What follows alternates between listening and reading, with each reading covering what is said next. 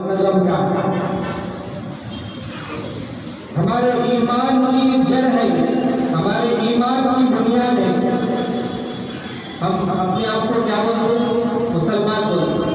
मुसलमान किसे बोलते? बोले तो मुसलमान बोलते हैं अल्लाह को मानने वाला, अल्लाह के रसूल सल्लल्लाहु अलैहि वसल्लम के बतलाए हुए तरीके पर चलने वाले को बोलते हैं।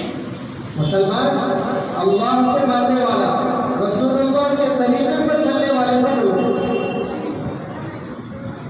तो रसूलुल्लाह हमारे नबी हैं।